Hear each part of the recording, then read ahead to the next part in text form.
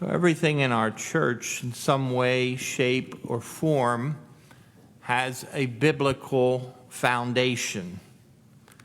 And it's important that we realize that our faith is rooted in the Bible. What's the important lesson to learn today? Well, the origin of the papacy. How did we get a pope? Because the readings, especially the first reading and the gospel, teach us the origins of the papacy. We begin in the prophet Isaiah, first reading, and we hear about a master of the palace, the head steward there, second in charge in the palace, Shebna. Shebna had that responsibility kind of as the doorkeeper. He would wear a key on his person, and that key was an indication that he had the power to let people in to see the king or not to let people in to see the king. That was his job. He was that master of the palace, but also, the one who had access to the king. Well, Shebna was not doing a good job. He was taking care of himself more than caring about the people whom he's supposed to take care of. He was building up a fortune for himself, planning out where he was going to be buried along with the kings.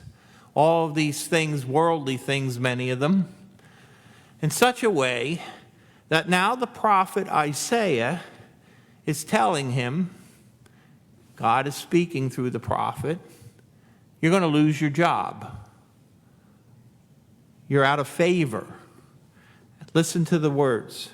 I will thrust you from your office and pull you down from your station. And then I will summon my servant Eliakim. I'm going to give him your robe, your sash, gird him with your sash, and give to him your authority. So he's being replaced. He's ousted. And you hear, I will place the key of the house of David on Eliakim's shoulder. What he opens, no one shall shut. What he shuts, no one shall open.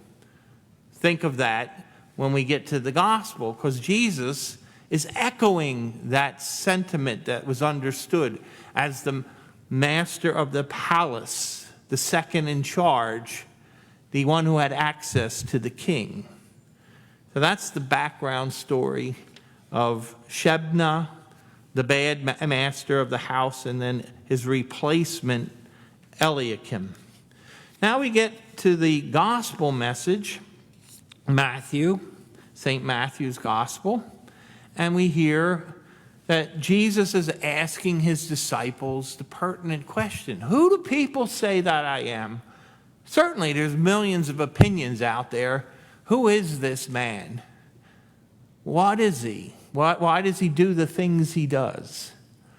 And so the response of the people is here. John the Baptist, Elijah, some say you're Jeremiah or one of the prophets.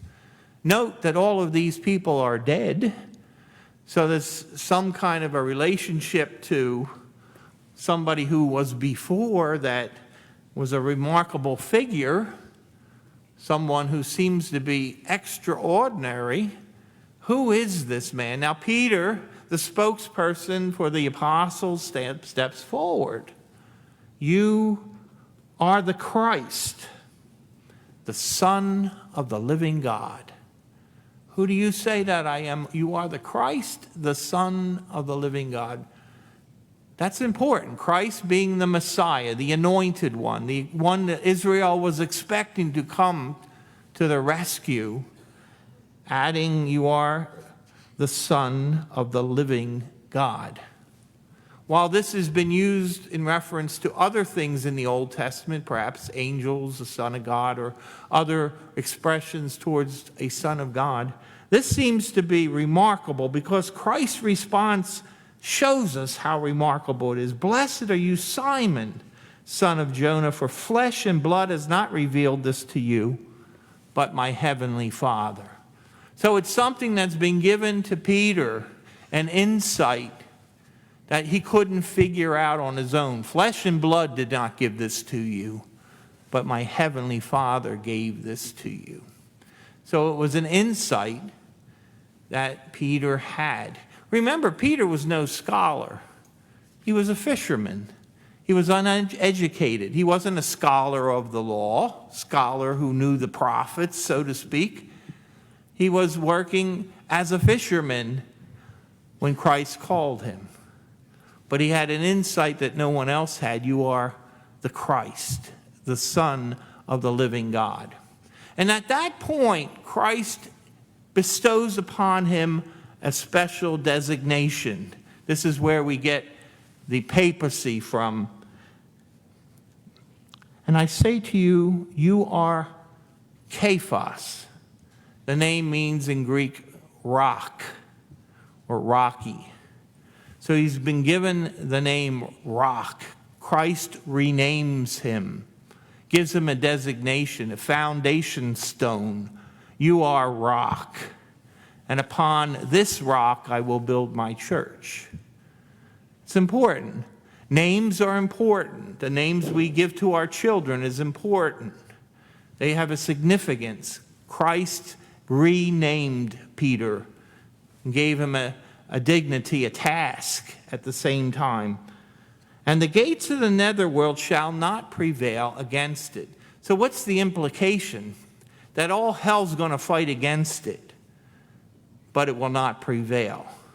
It's a good lesson for our time, for the history of the church proves this, that through generations and ages, that the church has had its problems, has been attacked. People have tried to destroy it. But the gates, while the gates of hell will try, it won't prevail. That's an assurance coming from Jesus himself. And whatever you bind on earth shall be bound in heaven. Whatever you loose on earth shall be loosed in heaven. We heard this is an echo of Isaiah. It's an echo from what was told to Eliakim when he took over his job. So there's the origin of the papacy and this idea of binding and loosing. So there's authority given to this newly formed pope. Pope comes from the Italian word, papa. So we have this whole concept that every pope is a successor of St. Peter. They don't succeed one another, but they succeed St. Peter. You see how that works?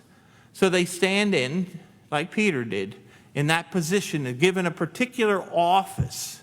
And that office is to hand on the deposit of faith, to give us the teachings of the church, to pass it down in its purity as best, and at times to apply situations to the teachings of the church, to the teachings of Scripture, because new things will arise in the church that maybe didn't have to be faced in the time of Christ. As we will see, there are things that happen that the popes are going to have to make a decision. And their area of expertise is not everything. The Pope is not an expert on the weather or on sports teams or whatever. He's supposed to be a guide for us in faith and morals. And he doesn't do it alone, but he does it in union with the bishops, because the bishops are successors of the apostles. So it's kind of a check and a balance system, isn't it? So that no pope can go rogue, nor individual bishops go rogue, but there's a whole body of protection there with the pope as the visible head of the church. And so let's look at his power of binding and loosing. Back in 1994, here's an instance where Pope Paul VI had to, John Paul was writing about Paul VI and his decision to, what do I do with the Anglicans who are now ordaining women? This came up then in Paul VI's time. And John Paul II wanted to continue to clarify the issue. So what does he do? He writes a little letter to his fellow bishops. This is to the bishops of the Catholic Church, and it's called Ordinatio Sacerdotalis. So the writings of the popes are often categorized by the first two words in the Latin. Of course, the Latin is the official language of the church, and all the documents were published in Latin. So the first two words indicate the name of whatever's being written. So John Paul takes on the question, what do we do about women priests? Is it allowed? The Anglicans are doing it. Okay, so he says Paul VI studied it, and he gives reasons why. Because of the tradition of the church, there's no foundation in the Bible. Christ seemed to pick 12 apostles who were men. He didn't pick his own mother. You know, she kept that role, which is certainly she deserving of being one of the apostles, but that was not her role. And there's other things that are explained in the document. It's only a page long. You can read it for yourselves. And the Pope points that out, what Paul VI said and what the Congregation for the Doctrine of the Faith said, you know, as it studied the issue. And he comes to this conclusion, and I read it to you, it's very brief, so that you understand the way the Pope thinks. Although the teaching that priestly ordination is to be reserved to men alone has been preserved by the constant and universal tradition of the church and firmly taught by the magisterium.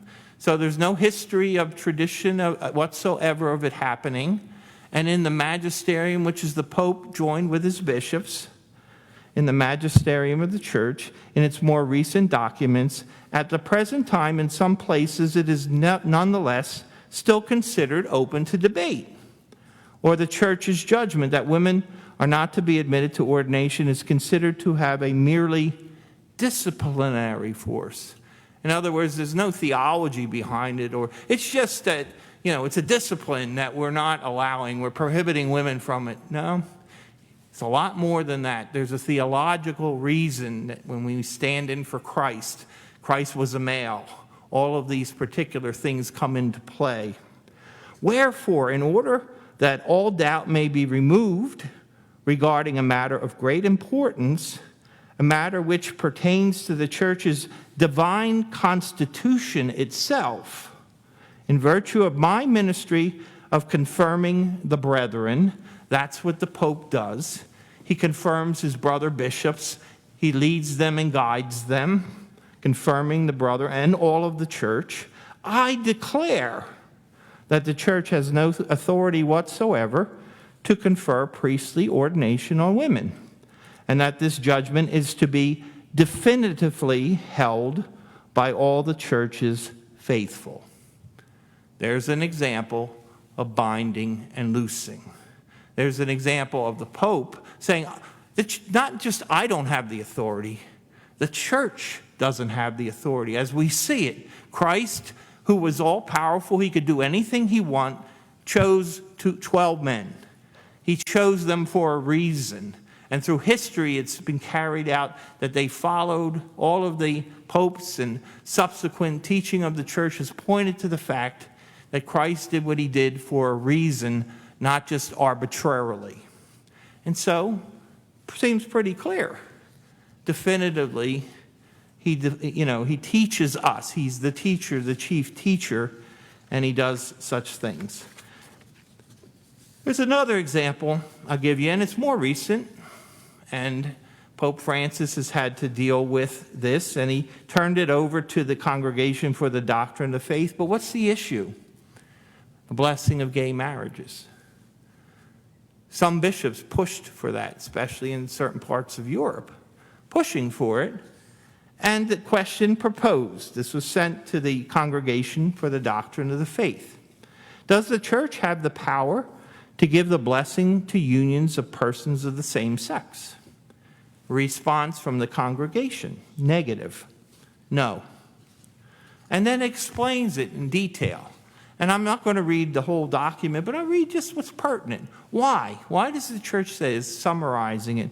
For this reason, it is not licit to impart a blessing on relationships or partnerships, even stable ones, that involve sexual activity outside of marriage. That is, outside the indissoluble union of man and woman, open in itself to the transmission of life, as is the case of the unions between persons of the same sex.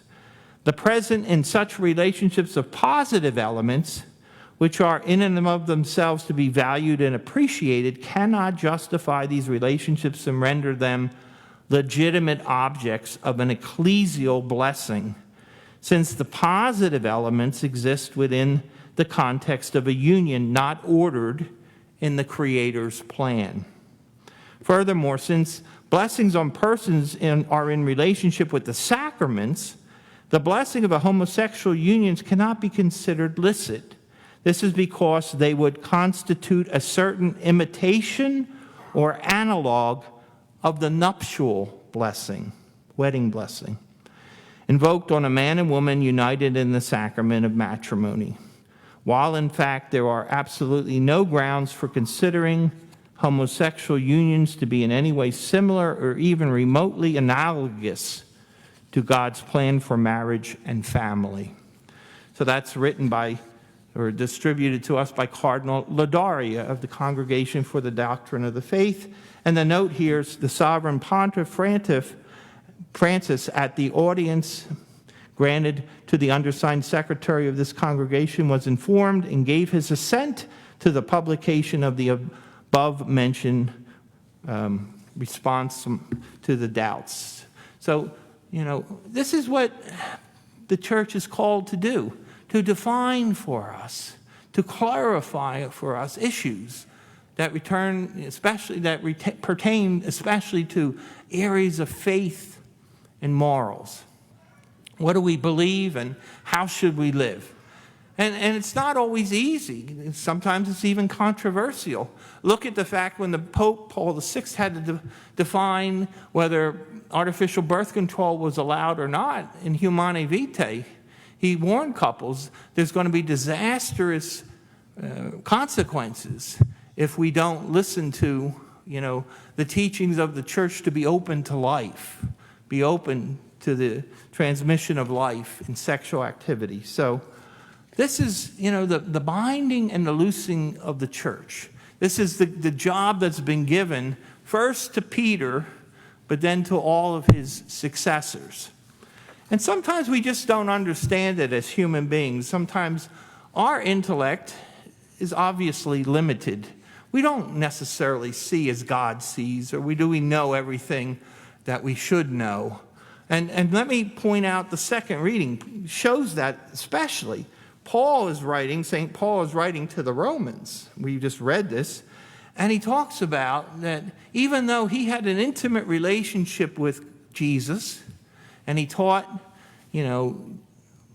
for Jesus, he says this, he echoes these words, "Oh, the depths of the riches and the wisdom and the knowledge of God!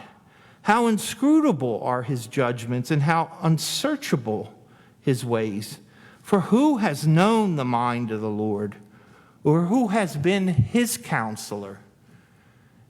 We can think we're pretty smart sometimes. That was the main fault, one of the faults of the devil. He was so intelligent. He's probably the most intelligent creature that God created, in the spiritual realm. And yet he fell. I won't serve. Beware. No matter how smart we think we are and how we get it. It always perplexes me how such great minds in this world will be atheists, or they won't believe, they won't have any faith. But it comes down to this. Faith's a gift. It was given to Peter. He, in a simple way, said, "You are the Christ, the Son of the living God." So if you believe that Jesus is the Christ, truly believe he's God made man, that's a gift of faith. Don't take it for granted. Realize it's been given to you, and that gift of faith has to be cherished. We may not always understand everything. I dare say we can't even scrape the surface of the intelligence of God. No matter how smart we are, how many degrees we have, I dare say we are creatures and he is the ultimate creator.